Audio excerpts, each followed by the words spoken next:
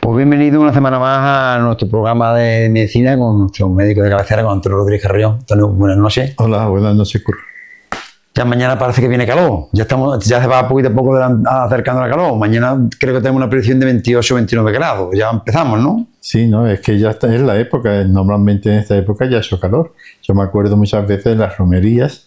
Iba todo el mundo de mangas cortas, con un calor por el camino, el polvo de la romería. Este año ha sido una cosa muy suavita.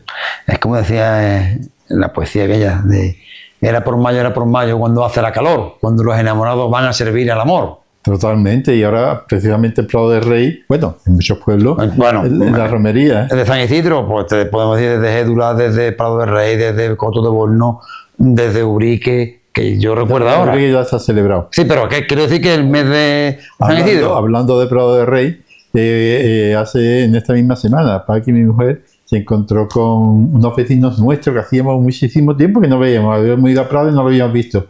Isabelita, Esperanza la hija, Paquita la hermana, y recordamos mucho a Catalina y a María Salvador, que eran vecinos nuestros, de frente a frente. Bueno, Prado del Rey que no puedo nombrar a nadie más porque se ofenden. Pero claro, si tuviera que nombrar a todos, María Josefa, mi vecina, Anita. No te metes en un jardín que va a... No, que dice, a mí no me han nombrado.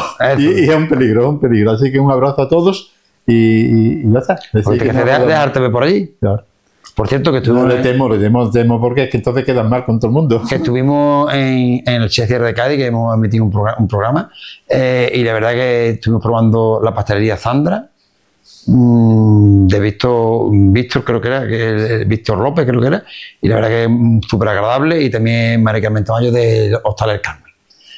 Dicho que nos quedamos cortos. Y bueno, y hablaron de todos llevaban en su condimento, pero por cosas de ellos, la miel, que es el producto estrella allí en la localidad. Pero en fin, vamos a lo que vamos, ¿no?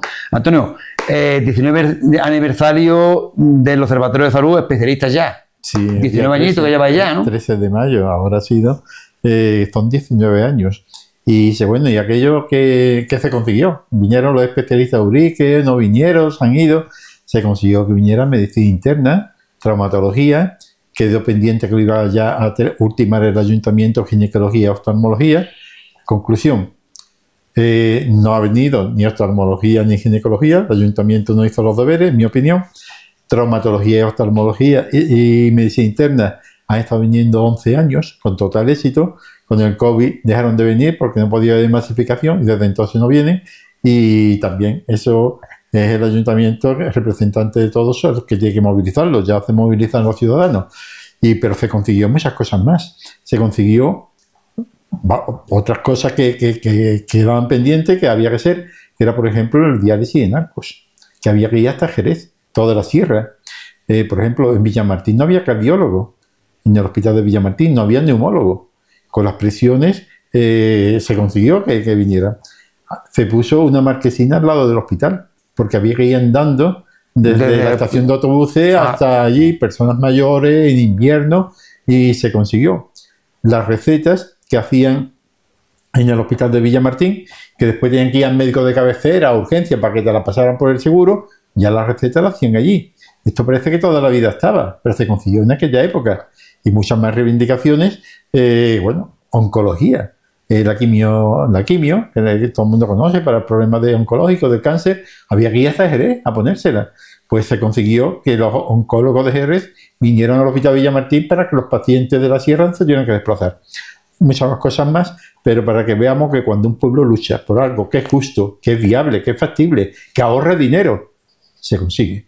Dice, bueno, ¿y los políticos por qué no hacen eso de motu propio y se apuntan en el punto?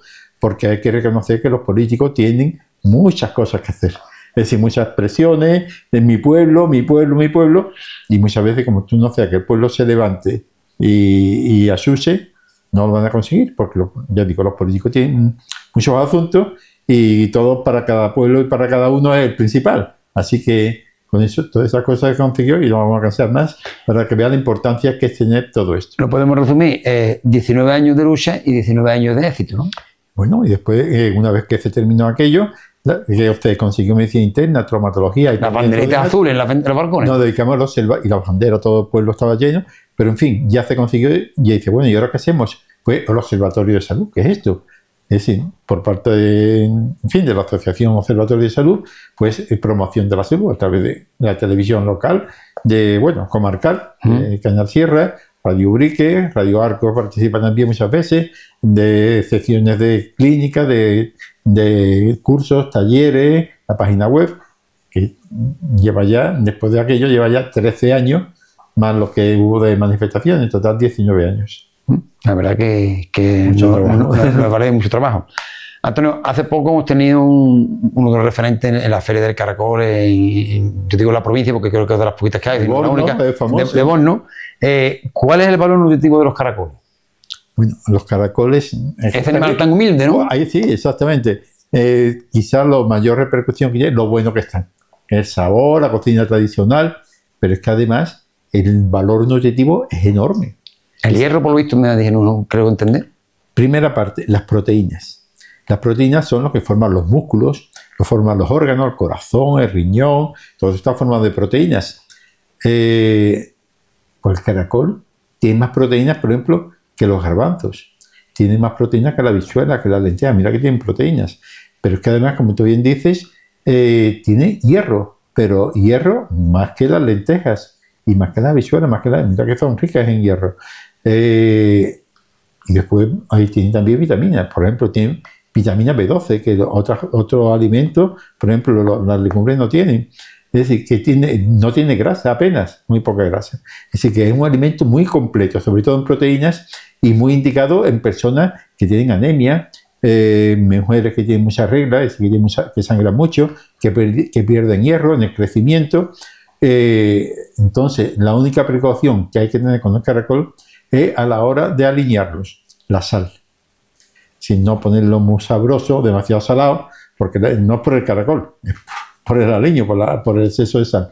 Y cuando se hacen con salsa, en fin, no hay ningún problema, salvo que recordemos que el aceite engorda. El aceite es muy bueno para la salud, sobre todo si es crudo la ensalada y demás. Pero cuando se abusa de eso, engorda. Es decir, cuando vamos a mojar pan... Exactamente. Es decir, no pasa nada por mojar pan, ¿no? Pero cuando uno se da más que mojar pan, que de cuando hay que mojar pan, pues así, nada más que esa precaución, el engorde, pero no por el caracol, por la salsa del caracol, por donde lo vi. Ahora hay una cosa así.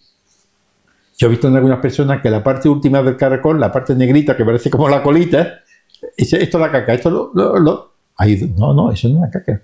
El caracol hace su caca como todo el mundo. Es decir, y eso cuando tú lo lavas, además, eso es importante. Están en ayuno, ayunarlo. Están ayunando, esa toda la caca. Es decir, tienen su caquita, que eso no es caca, eso es el hígado. El páncreas y el hígado, que ahí es donde está el hierro. Ahí está el hierro, claro. Ahí es donde está el hierro. Y ahora la parte más sabrosa, es decir, que cuando uno coge el caracol, sobre todo los niños, a lo mejor dicen, ¡ay, esa cosita negra! Claro. No, ahí es donde está todo el alimento. Lo hace mucha gente, ¿eh? Eso es. Se creen que es la caca. No, la caca es el animal de esa. Y además, cuando tú lo lavas, en fin, pues sabes que sueltan ahí todo lo esto, toda la suciedad que tiene, todo eso. Hay que lavarlo mucho, como todo el mundo sabe, y cocinarlo bien. Eso lo hace todo el mundo, pero sobre todo la parte final, la parte más negrita, que es el hígado y el páncreas, el hepatopáncreas que se llama, esa es la parte más nutritiva. Así que no desperdiciarla. Y es muy sabrosa. ¡Ay, que me da asco! Para adentro. Para adentro. Antonio, te vemos ahí que tienes ahí un elemento que es básico en los médicos, todos los médicos, sobre todo ver las películas, ver al médico con el fonendo. Fonendoscopio, le decimos fonendo. Fonendo, para abreviarlo. Lo ves en las películas, lo ves con los médicos en el cuello con el fonendo. Claro, aquí, en el bolsillo. En el bolsillo.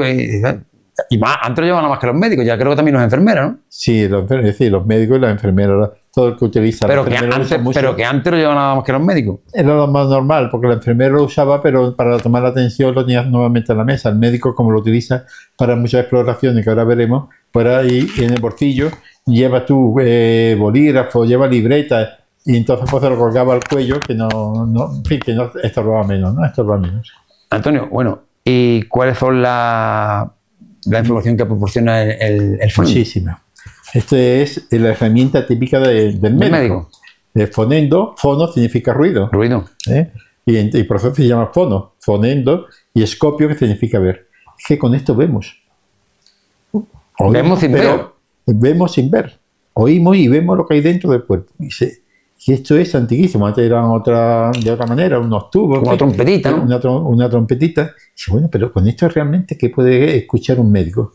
Pues mira, he cogido aquí algunos de los ruiditos que los médicos escuchamos cuando auscultamos, se llama auscultar cuando te escuchas. Y entonces lo voy a explicar brevemente, porque dura muy poco tiempo, cuáles son estos ruiditos que el médico puede escuchar. Por ejemplo, vamos a ver aquí esta. ¿Cómo suena cuando yo pongo esto en el pulmón y escuchamos el pecho, ¿no? Vamos a ver, por ejemplo, los niños, por ejemplo, hemos visto la bronquiolitis de los niños.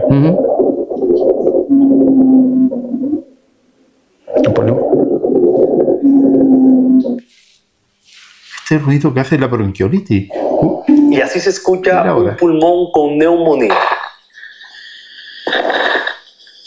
Así se escucha el pulmón de un fumador.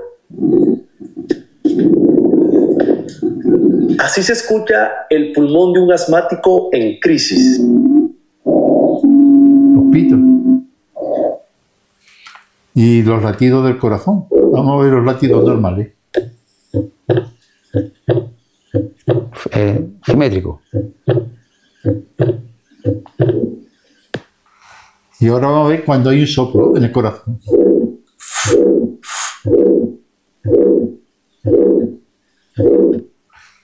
Eso es cuando un tubo estrecho, aquí, cuando por un tubo estrecho pasa el aire, pues pasa eso. Es decir, que hay como un soplo, que es lo que le pasa, por ejemplo, a las válvulas del corazón cuando están estrechadas.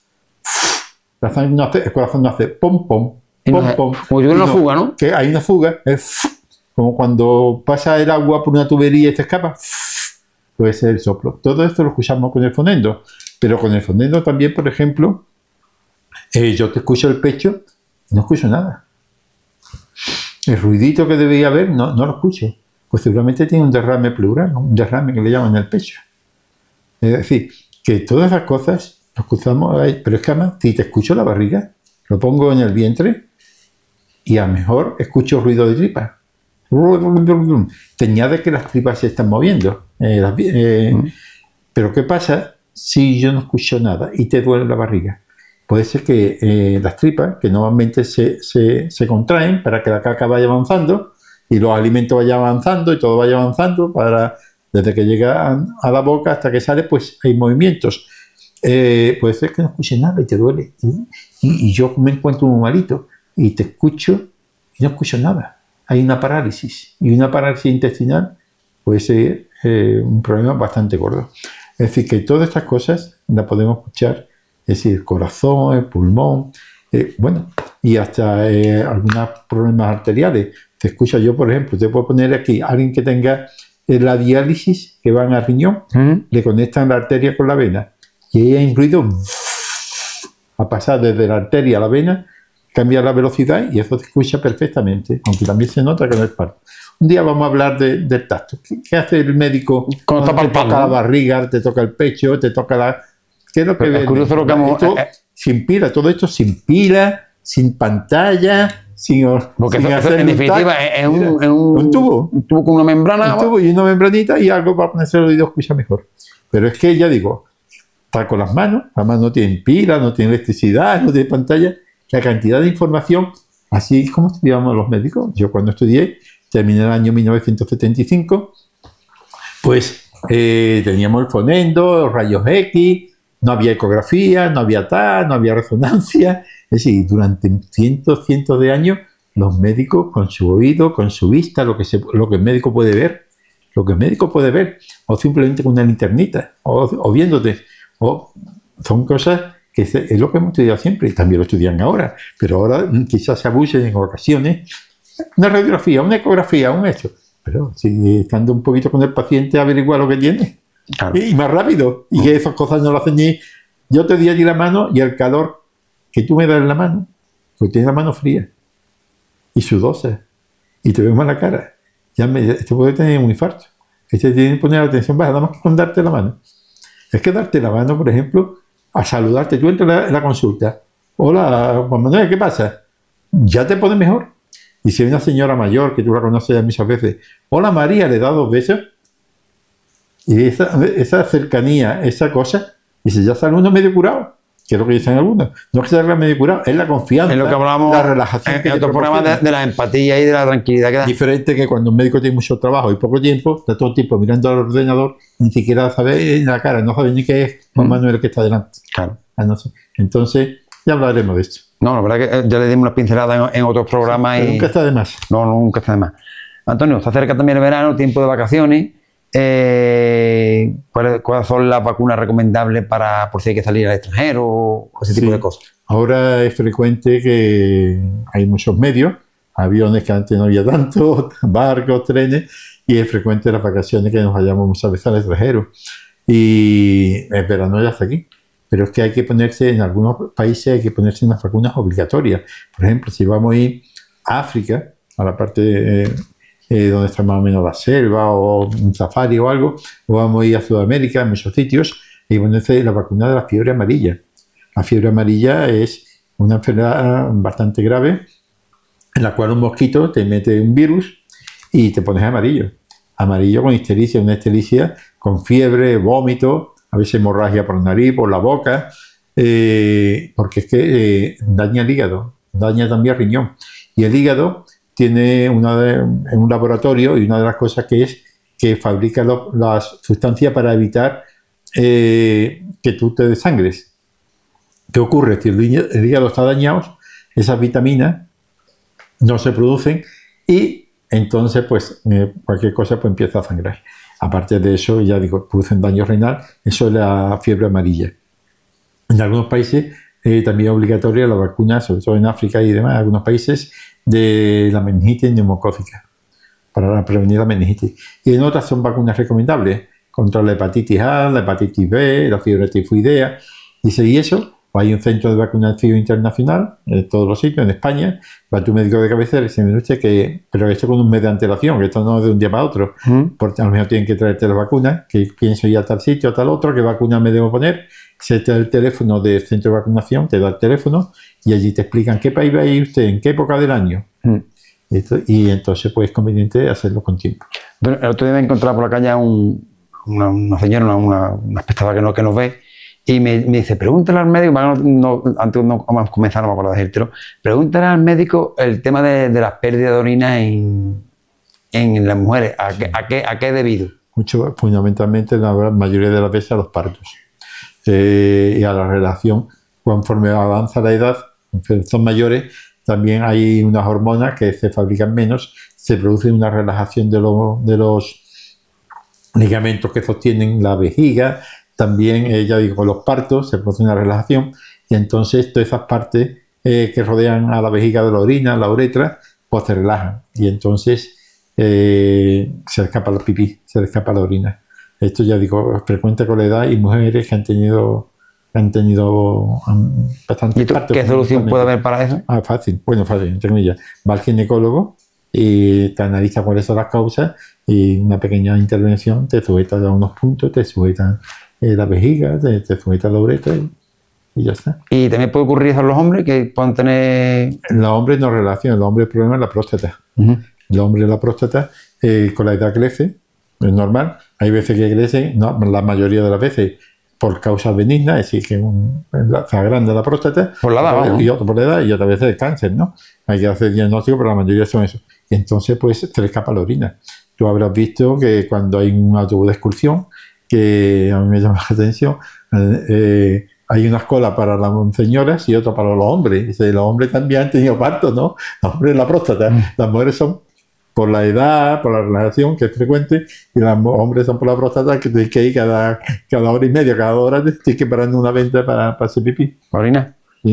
Bueno, y además, me imagino que los hombres también tendrán su operación como la mujer o su... Hombre, hay pastillas. Es decir, el hombre toma las pastillas por la próstata y le solucionan la mayoría de las veces el problema. Otras veces, pues ya si es demasiado grande la próstata, pues se opera. Se opera, se le quita lo que está de más y hacen una vida más. Pero en definitiva afecta más a las mujeres que a los hombres. Antonio, otra cuestión que también está conocí también el tema del párpado caído, que se ve mucha gente con el párpado caído. El otro día vi una persona que tenía párpado caído, estaba aburrida porque no sabía qué hacer. Esto se llama técnicamente estropión. Estropión, que significa en griego, una palabra griega que utilizamos los médicos para esto, significa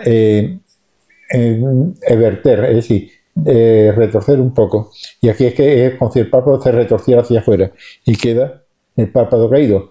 Esto hace que el globo ocular, el ojo, quede muy seco, porque la lágrima se le pierde, no se mete por el orificio por donde se tenía que drenar, y entonces lagrimea mucho, le pica el ojo como si tuviera arenilla, y a veces puede producir infecciones.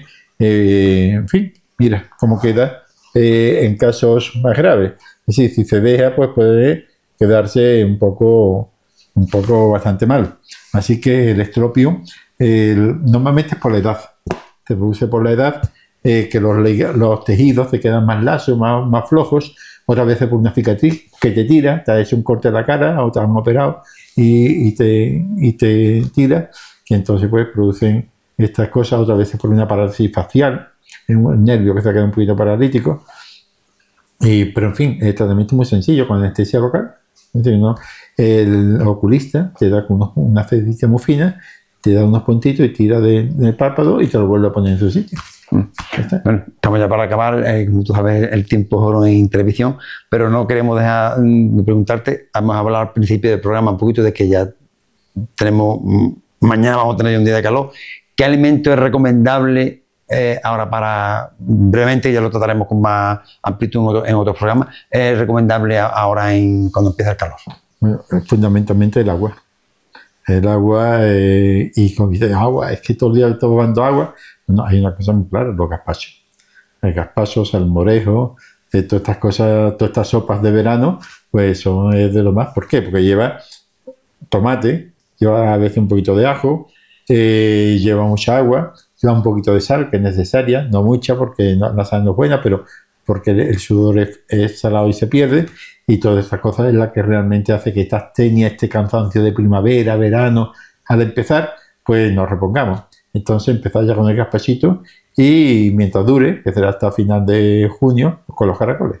Los caracoles, que los que entienden que cuando cuando está el pasto seco, es cuando está más sabroso, tiene más consistencia. Bueno, pues nada, Antonio, muchas gracias por tus sabios consejos y seguimos con nuestro mantra. Anula la cita, si no va a poder ir, y otra persona lo aprovechará. y nos vemos la semana que viene.